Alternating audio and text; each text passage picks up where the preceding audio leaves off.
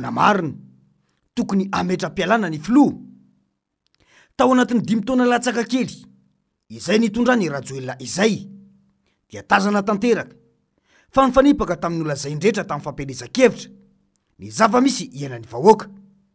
Ity fitondrana Rajoelina ity no nandrafitra ny lalam-panorenana ny taona 2024 ho an'ny Repoblika Fahefatra. Raha tsaroantsika tsara dia nanamafy Rajoelina nandritra ny ady hevitra tao amin'ny fahitalavim-panjakana RNM STVM ny 12 Novambra taona 2024 fa tsy ny lalam-panorenana no ratsy hoy izy fa tsy fanajan'ny mpitondra ny lalam-panorenana no miteraka ny fanoganam-panjakana. Dia mipetraka ny fanontaniana hoe mba najain'ny mpitondra ankehitriny ve ny lalam-panorenana? Endrika maro naseho ny mpitondra fa ambony lalàna izy ary tsy voafehy ny lalàna faratampony. Ny mpikambany hasesera teo mitazam-potsy ny fahavoazan'ny firenena sy ny fandikan-dalàna ataon'ny mpitondra io. Betsaka no mahatsapa fa tsy mpanaja lalam-panorenana ity fitondram-panjakana Rajoelina ity. Vavany fotsiny ny filazana fa ny tsy fanajana lalam-panorenana no miteraka fikorotanam-bahoaka.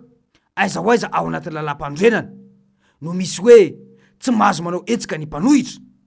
Lalàna avy taiza teto amintsika no milaza fa raha misy olona iditra ao an-tranony dia magataka alalana amin'ny fanjakana.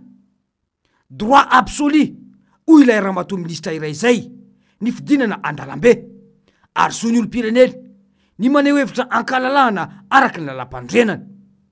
Fa moa ve mba nisy olom-pirenena afaka naneho ny heviny teto?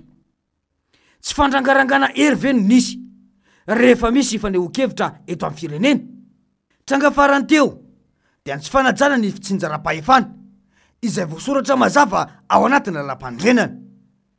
Isan'izany ny tranga fitsipapitokisana izay nataony resolombavambahoaka farany teo.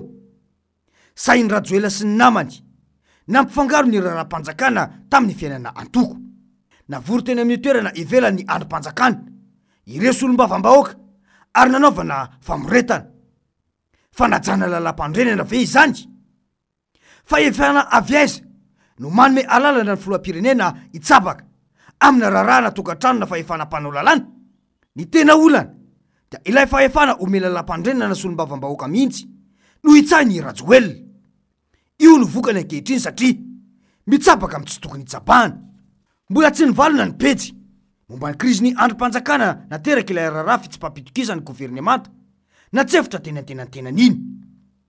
Tokony anery ny HCC amin'ny fampiatonany filoham-pirenena amin'ny toerany ny tsy fanajana ny andiny ny 720 amin'ny lalam-panorenana izay mametra ny tsy tokony azahoany filoham-pirenena mitsapaka amin'ny asanatoko na vondrona politika tamin'ny namorian'ny solombavambahoaka IRD teny amin'ny arena ivandry ny takariva ny 7 Desambra 2024 hoy ny HCDD na ny Haut Conseil pour la défense de la démocratie et de l'état de droit.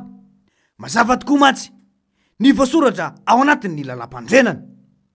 Ny asan'ny filohan'ny Repoblika dia tsy azo ampirafesina amina asa-panjakana na voafidim-bahoaka, asa mandrara hafa, asa ao anatin'ny antoko politika, vondrona politika na fikambanana ary fisanana andraikitra eo anivon'ny fikambanam-pivavahana.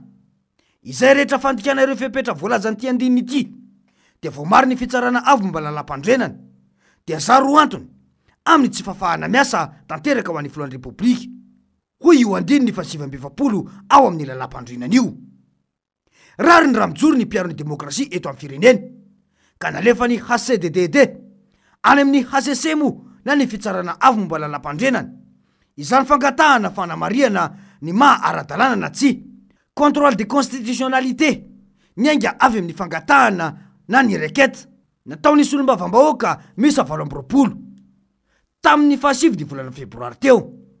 Tsy vitan'izany fa mbola nampiarahany HCDD fangatahana fanamarinana ny maha ara-dalàna na tsy nidingana napahana ny fitsipapitokisany antenimera ny governemanta tamin'ny alalan'ny fanambarana nataony ireo biro maharitry ny antenimera-pirenena ny 9 volana Desambra taona 2024. Mazava fa tsy tahaka ilay taratasy tamin'ny 15 volana Desambra 2024 nangataka avi izay tsy noraisina io taratasy io.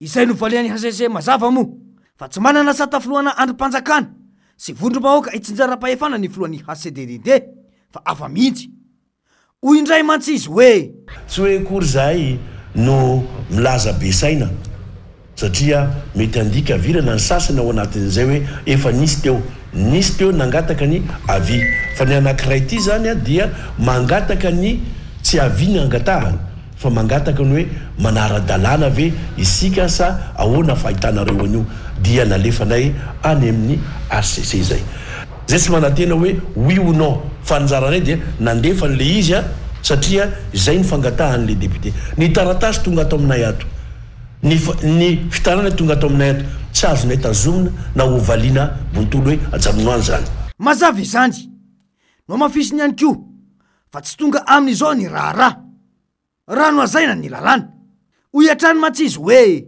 miantso ny tsirairay ny andraikitry ny institution mba samy anao ny andraikiny mba samy miasa fa tsy hiteny hoe ity mety ity tsy mety misamy manao asa fanandrify azy asanay zany mampatsiahy atsika amin'izay andraikitra zany oka atsika tsy anao asany hafa raha ohatra resitsika ny mécanicien arevatsika mandeha manao fandidiana any amin'ny hôpitaly inona ny afarany inona ny vokany savoritaka ka izay no ampatsievina eto mba tsy hitonga amin'izay atsika mba tsy hitonga amin'izay averiko ihany ny fanatisme sy ny extrémisme dia tsy tokony atao anaty politika misy zao any mame raha vao any ACDD deso be resaka loatra raha vao any satria manitikitika ny tombontsoantsika tsy tombontsoan'olo tokana eo jerereto fa tombontsoany boka malagasy ary tombontsoany république satria atsika ny safidy république démocratique raha sy ny safidy an'izay atsika dia zavatra maro be karazana république nisy tombony tany fa tsika ny safidy anao démocratie dikan'izay zany a misy balise eo a séparation de pouvoir mazava izany dingana démocratique anjarany solombavam-bahoaka ny mahafantatra sy manara-maso ny mpanatanteraka dia ny gouvernemanta izany hoe mahavita ny asany ve sa tsy ka tsy tokony olona hafa no hiditra ampitsahatra izay dingana ara-demokratika izay fa efa na omena lalam-panorenana azy ireo raha teo izany raha ho an'ny HCDD de azo natao ny nampitsahatra azy hoe mba hanomena toromarika ilay solombavam-bahoaka tsy nifidy an'io de anjanona teo ary tsy tonga amin'izao raha nanaraka izany ampiovany setriny tsy azo raisina na irrecevable fanao ny HCC ve ny zava-misy anahoana ihany koa ny fihetsiky ny solombavam-bahoaka ety tsy mbazaza makaizy amin'ny tranga politika taona 2024 izay nitaki ny solombavam-bahoaka telo 70 ny fanalana ny filo era-jonara mampiana mo izo zava-misy izao disy ve ny mpiaro ny demokrasia raha mitaky ny fanesorana sy ny fanereny HCC ny ametra-pialana ny filoam-pirenena ary akio andiny fa 720 lalam-pandrenan'io fa ahoana mariny